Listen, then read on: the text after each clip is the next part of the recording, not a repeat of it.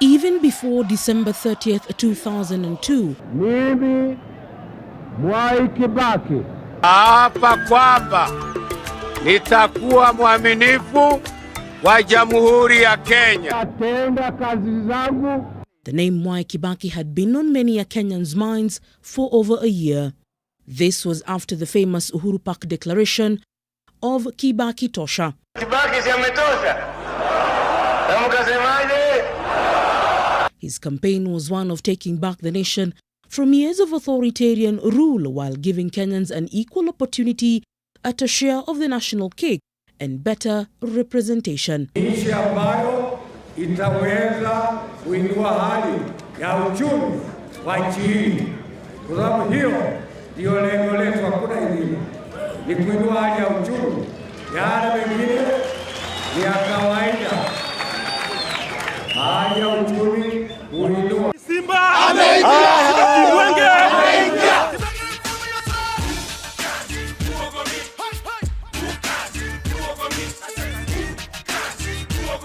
Mwai Kibaki was unbogable in his quest to transform a country that he had diligently served in various other capacities before ascending to the highest office in the land.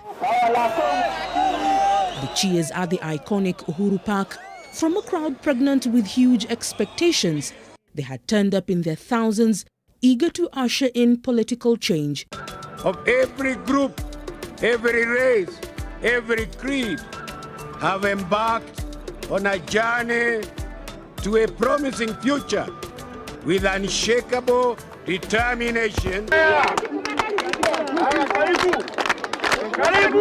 His first order of business: ensure all children are in school through introduction of the free primary education program that saw over 2 million children get into the classroom. Kuna mtoto wa miaka fulani ambaye hayuko shule. Naye baba yake atatueleza anamweka nyumbani afanye nini? A year later, he embarked on a mission to get street families off the streets while offering street boys and girls a shot at making something out of their lives after training at the National Youth Service. But while he undertook these programs, his regime was tainted by attempts to gag the media, a media that had sung his praises all through his campaigns. You buy people to manufacture lies. Former First Lady, the late Lucy Kibaki, was on several occasions captured expressing her dissatisfaction with how the media covered her family affairs and took a bold step to storm the Nation Centre in 2005, holding a copy of the Standard newspaper, which she claimed was being used to malign the name of her family. For the last 2 years he has been there, you have written lies about him every day, even today. I open your paper, the other one. Kibaki. First of all, when will you learn ever to call him president? Kibaki himself remained tight-lipped on this up until a year later when he had to make a rather interesting address to the nation to clear the air on his marital status. The media keeps repeating about my having another wife or wives. I want to make it very clear that I have only one dear wife, Lucy, who's here, and I do not have any other. And anybody who knows me and knows my family and knows how I live, they know I have only one wife. But while Kibaki was fighting off allegations of having a second family, another family drama was brewing. Don't ask me. This time a young lady, Winnie Wangoi, who had been connected to the president then, was frequently being captured in the company of 2 foreign nationals who later on became wanted persons on the International Police Agency watch list. She is even reported to have been dating one of the Arthur men at the time. Due to their state connections, for months Arthur Margarian and his brother Arthur Sargassian enjoyed state protection under the guise of being investors. In 2006, The brothers were quietly deported to Dubai after allegedly brandishing guns at the JKIA when their guests were asked to open their luggage by customs officials. When Kibaki's war started getting darker, the media began to dig deeper, trying to uncover corruption within his government. Many a times the media would literally get burned when they published matters that were unsettling. A raid on the Standard offices by police officers in 2006, bringing to the fore the intolerance the Kibaki regime was exhibiting towards a free press. But the media kept on digging, and soon enough the anti-corruption czar that Kibaki himself had chosen to champion the war on graft, John Githongo, acknowledged that a huge scandal was brewing within government. The Anglo leasing scam would be to Kibaki what the Golden Bag scam was to Daniel Mwai, and the NYS scam has been to Uhuru Kenyatta. The fight against corruption had taken off very well in the period when we were in government. But then some people came up with an idea of creating a war chest to fight the ICC.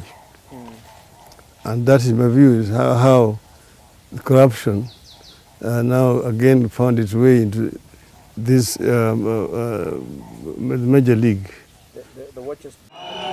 In 2005, Kibaki started experiencing the first signs of defiance within his government.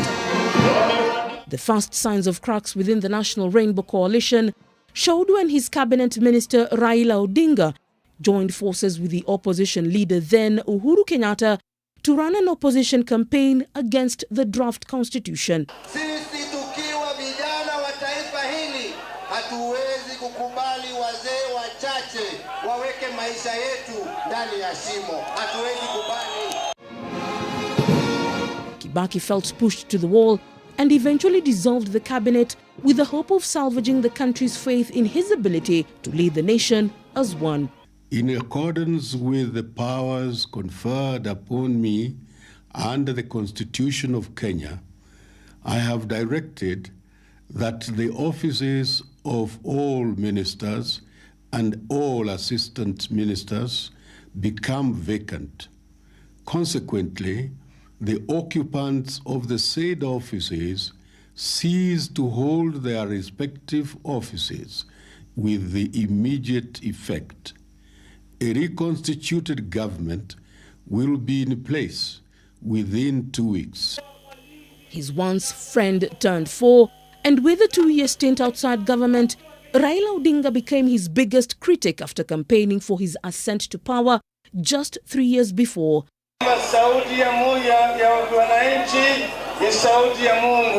This rivalry would build and boil up tribal tensions over the next few years, running up to the 2007 general election.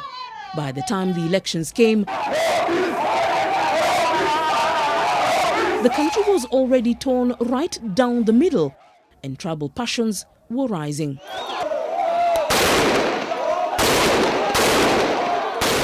In his 10-year, 2-term presidency, the 2007-2008 post-election violence was the darkest hour in the country's history.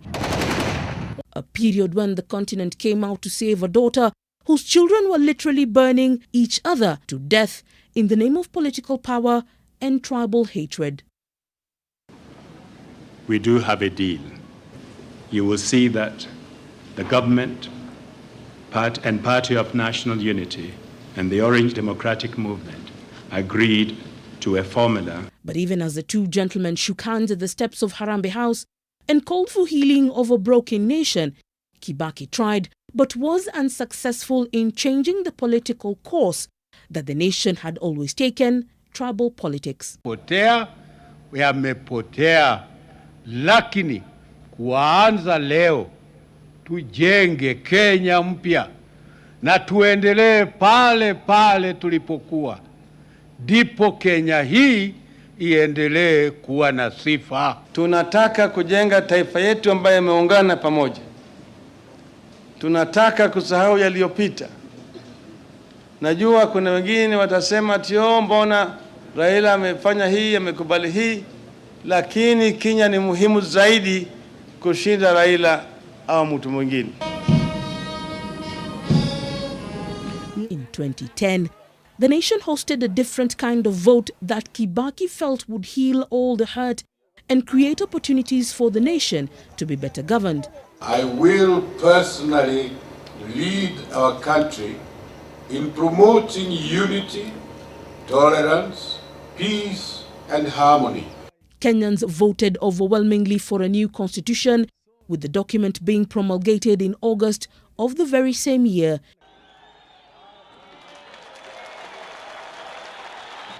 Kibaki raised the document to a resounding acclamation by a people who believed that the action was the beginning of a new chapter in the governance history of the country. The new constitution changed our governance order completely. What we had been used to from independence up to that time.